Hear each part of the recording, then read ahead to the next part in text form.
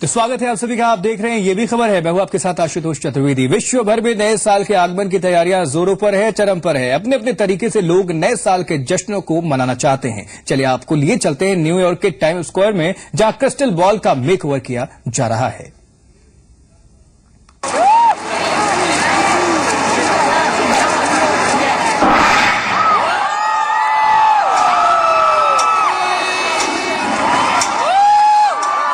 नए साल के आगाज के साथ सितारों की तरह चमकेगी ये क्रिस्टल बॉल। टाइम स्क्वायर की छत से रंग बिरंगे रंगों के साथ इस बॉल का नजारा पूरा विश्व देखेगा। जी हाँ, हम बात कर रहे हैं इसी क्रिस्टल बॉल की, जिसे एक बार फिर 2015 के जश्न के लिए तैयार किया जा रहा है। हमारे जीवन में क्रिस्टल बॉल से कई तरह की मान्यताएं जुड़ी हैं।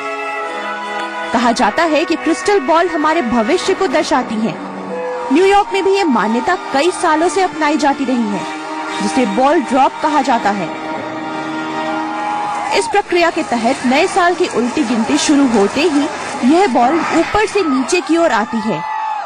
ये रात के ठीक 12 बजे तय स्थान तक पहुंचती है,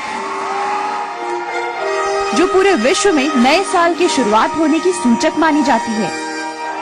इसे देखने के लिए लाखों लोग यहाँ जमा होते हैं। पहली बार यहाँ 31 दिसंबर 1907 को क्रिस्टल बॉल से नया साल सेलिब्रेट किया गया था।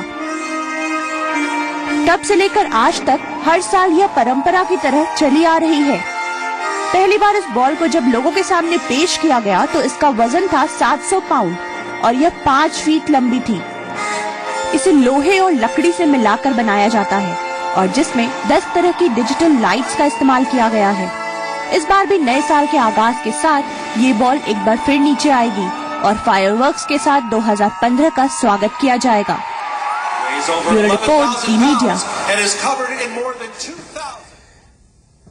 और फर्ज कीजिए कभी आप जू घूमने जाएं और वहां कोई बंदर आपका स्मार्टफोन झपट ले, तो क्या होगा। इंडोनेशिया के तमाम सफारी पार्क में कुछ ऐसा ही नजारा देखने को मिला, जहां पर जू में आई एक लड़की का स्मार्टफोन बंदर को पसंद आ गया और फिर क्या था, मौका देखकर बंदर ने फोन को खींचा और उसे अपने पिंजरे में लेकर चला गया। देखिए जरा शॉट्स।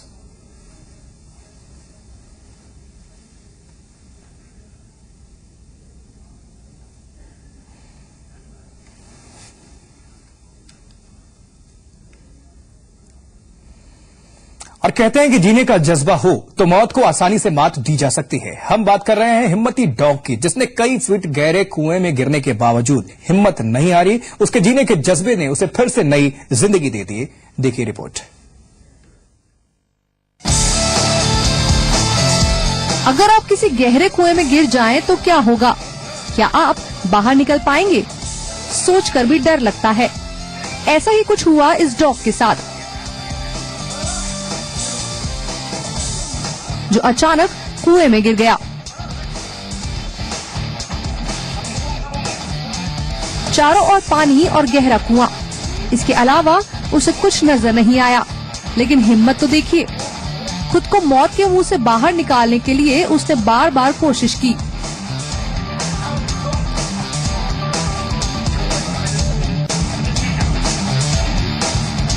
मुंह से रस्सी को पकड़ता ये बहादुर एक या 2 बार नहीं बल्कि 9 बार अपनी कोशिश में नाकामयाब रहा। जितनी बार रस्सी को पकड़ ऊपर पहुंचता, उतनी बार रस्सी मुंह से छूट जाती और फिर पानी में गिरकर जिंदगी को जीतने की एक नई कोशिश में जुट जाता। देखिए, ये इस बहादुर की 10वीं अटेम्प्ट है, जिसमें वो कामयाब रहा। रस्सी को मुंह से पकड़कर कुएं तक पहुंच गया और कुएं के डरावने अंधेरे से खुद को बाहर निकाल लिया। ब्यूरो रिपोर्ट, ज़ी मीडिया। रीति और रिवाजों का क्या, वो कुछ भी हो सकते हैं। चाहे क्रिसमस के बाद दौड़ लगाने का रिवाज हो या फिर लड़ाई झगड़े का। जहां ये तस्वीरें जो आपको हम दिखाएंगे वो पेरू की होंगी, जहां एक रिवाज ऐसा भी है जहां एक दूसरे से जबरदस्त लड़ाइयां होती हैं। लेकिन यकीन मानिए, यहाँ हार जीत का कोई मतलब नहीं है, बस एक रवायत है जो लोग निभाते हैं। लेकिन देखकर आपको लगेगा कि बिल्कुल कोई दुश्मनी निकाली जा रही हो, जो कि सदियों पुरानी है। देखिए जरा। लेकिन जब वापस आते हैं तो चेहरे पर मुस्कान वैसी ही, और बाकायदा रेफरी भी होते हैं इसमें। ये सब कुछ लोगों को एंटरटेन करने के लिए होता है। हमारे यहाँ तस्वीरें अगर ये नजर आए तो आप यकीन मानिए जमकर बवाल होगा। लेकिन जो ये बवाल देख रहे हैं आप, वो सिर्फ मनोरंजन के लिए है।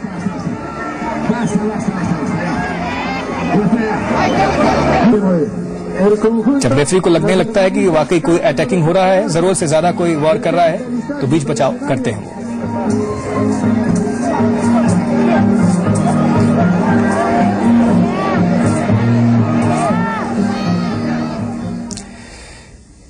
और फेस्टिवल का हैंगओवर वाकई बुरा होता है, क्योंकि खाने पीने के बाद बेचारे वजन और पेट की हालत तो खराब हो ही जाती है। जर्मनी में हेल्थ कॉन्शियस लोगों ने इसी समस्या के समाधान के लिए क्रिसमस रन आयोजित की।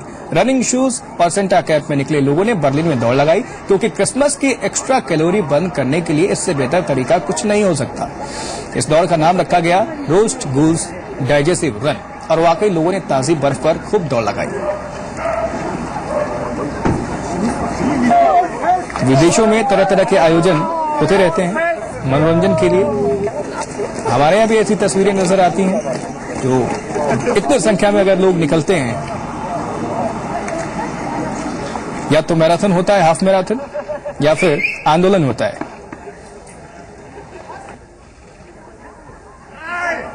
लेकिन यहाँ लोग मजे के साथ दौड़ रहे हैं सेहत के लिए, क्रिसमस के बाद जो एक्स्ट्रा कैलोरी होती है उसको बंद करने के लिए।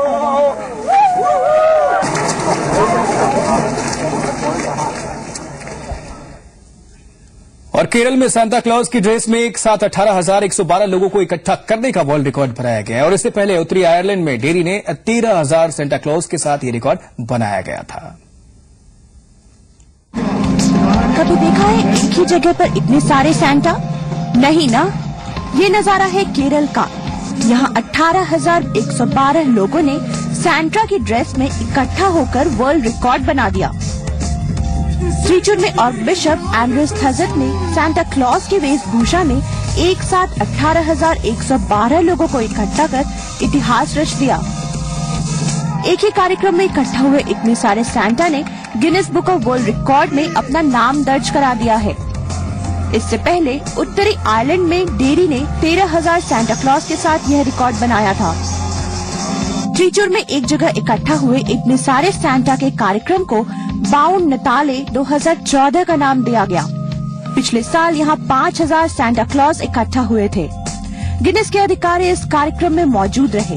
ब्रिटेन से आए गिनीज के अधिकारियों ने इस प्रोग्राम में नई तकनीक के जरिए सैंटा क्लॉज की गिनती की। इस तकनीक के जरिए सैंटा पर बारकोड का इस्तेमाल किया गया था। ब्यूरो रिपोर्ट, जी मीडिया। और अगर आप शैपोहोलिक हैं तो हो जाइए तैयार, क्योंकि इंग्लैंड के कई शहरों में सुपर सेल का ऑफर है, वो भी वर्ल्ड के बेस्ट ब्रांड्स पर। लेकिन यहाँ की खरीदारी के लिए आपको काफी एफर्ट करने पड़ सकते हैं।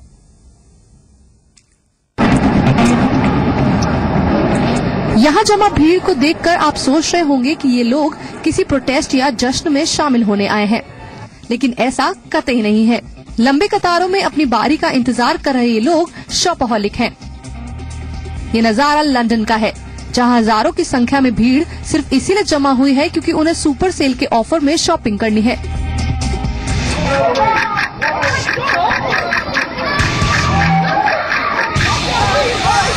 क्रिसमस के अगले दिन यानी 26 दिसंबर को बॉक्सिंग डे कहा जाता है। पुरानी परंपरा के मुताबिक इस दिन बक्से में भरकर लोगों को तोहफा देने की रिवायत चली आ रही है। इसी आधार पर ब्रिटेन में इस दिन बॉक्सिंग डे सेल लगता है, जिसका खरीदार साल भर इंतजार करते हैं। ब्रिटेन में शॉपिंग के दीवानों को साल भर 26 दिसंबर का इंतजार रहता है। ऐसा मौका बड़ा शॉपहॉलिक कैसे छोड़ सकते हैं। क्रिसमस की रात 2 बजे से जुटी भीड़ सुबह 7 बजे तक शॉपिंग मॉल्स के बाहर जमा रहती है। विंडो शॉपिंग करते लोगों को बस इंतजार था अपनी बारी का।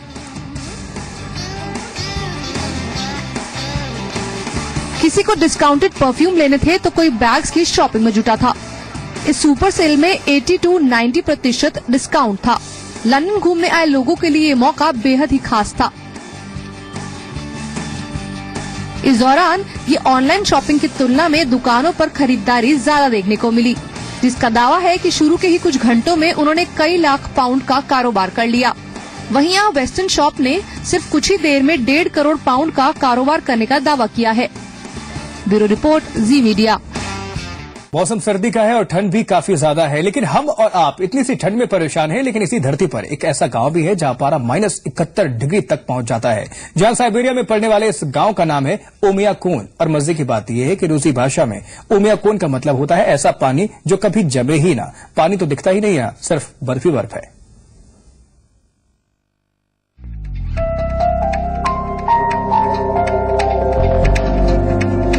जमीन पर बर्फ, घर के ऊपर बर्फ, पेड़ पौधों पर बर्फ, सड़क पर बर्फ, हवाई अड्डे पर बर्फ,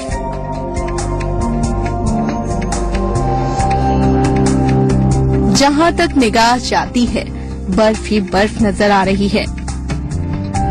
24 घंटे 7 दिन 12 महीने बर्फ का ये साम्राज्य यहाँ पसरा है और इस गांव का नाम है ओमियाकोन। रूस के साइबेरिया प्रांत के उत्तर पूर्वी कोने में बसे ओमियाकोन में सर्दियों का औसतन तापमान -50 डिग्री सेल्सियस होता है। 1920 के दशक में एक बार ऐसा भी हुआ था कि इस गांव का तापमान -71 डिग्री सेल्सियस हो गया था। इंदी गिरका नदी के किनारे बसे इस गांव में करीब 500 लोग रहते हैं। धरती की सबसे ठंडी जगह होने की वजह से इसे पोल ऑफ कोल्ड भी कहा जाता है।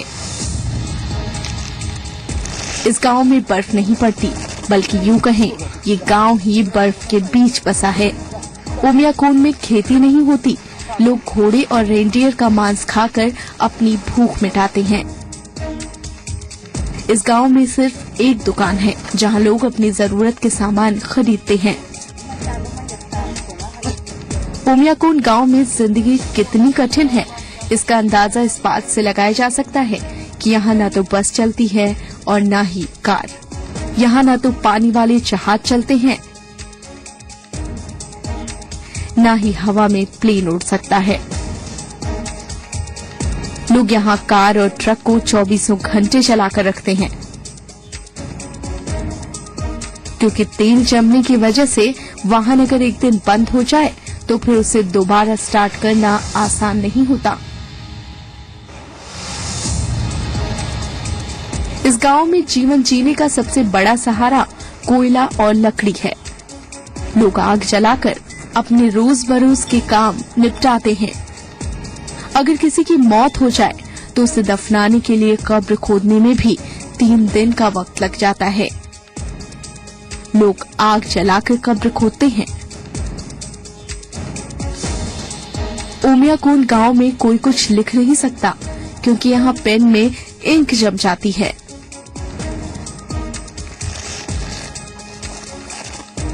इस गांव में इस कदर बर्फ जमती है कि मोबाइल फोन भी काम नहीं करता और बैटरी बहुत जल्द ही दम तोड़ देती है।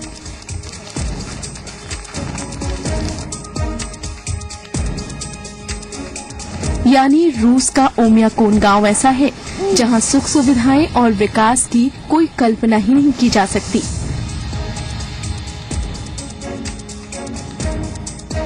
फिर भी इस गांव में 500 की आबादी खुशी खुशी रहती है। महिलाएं घर का काम संभालती हैं और मर्द बाहर काम करते हैं। और यहाँ के बच्चे भी इस भयानक सर्दी को झेल ले जाते हैं। Bureau report, C media. और अगर आप मुगलकालीन ज्वेलरी के शौकीन हैं तो पहुंच जाइए इलाहाबाद, क्योंकि यहाँ लगा है बेशकीमती गहनों का मेला।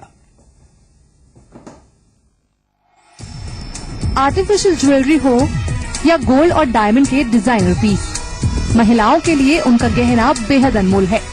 और जब बात मुगलकालीन आभूषणों की जाए तो क्या कहने। इन दिनों इलाहाबाद म्यूजियम में खास रौनक लगी हुई है। दरअसल यहाँ मुगलिय दौर के आभूषणों का एग्जीबिशन चल रहा है। ये प्रदर्शनी कई दशकों पहले की विरासत को संजोए हुए है, जहाँ आदिम युग से लेकर मुगली जेवरों के 52 एंटीक पीसेस को प्रदर्शित किया गया है। इसमें जो हमारे यहाँ कि आभूषण की जो प्रदर्शनी लगी है वो 1857 से 1957 के बीच की अधिकांशता है, जो मुगल काल और अंग्रेजों के काल के संधि काल का जो तक है उसको जो है सूचित करता है। एंटीक जेवरों पर हुआ बारीक काम इन्हें बेहद ही खास बनाता है। इन जेवरों का वजन आपको सोचने पर मजबूर कर देगा। 9 किलो का नेकलेस, 5 किलो की पाजेब और 4 किलो का झुमका है ना देखने लायक। आज के दौर में हम भले ही बेहद आगे निकल गए हैं, लेकिन एंटीक डिजाइन का कोई सन नहीं। इस प्रदर्शनी में दाखिल होते ही आप गहनों की ऐसी रिवायतों की दुनिया में आ जाएंगे जहां चमक के आगे महलों और गलियों के बीच की दूरियां धुंधली पड़ जाएंगी। इस रूप में ये प्रदर्शनी आज के संदर्भ में भी अगर देखा जाए तो न केवल उस विरासत को प्रदर्शित करती है, बल्कि आने वाले समय में जो कुछ भी ज्वेलरी आगे हमारे यहाँ तैयार हो रही हैं उनका भी मार्गदर्शन करती है। भारत की सभ्यता जितनी पुरानी है उतनी ही पुरानी है आभूषणों की दुनिया, और भारतीय संस्कृति से जुड़े तमाम संस्कारों में इनकी अहमियत को नकारा नहीं जा सकता। इलाहाबाद से दिनेश सिंह, जी मीडिया।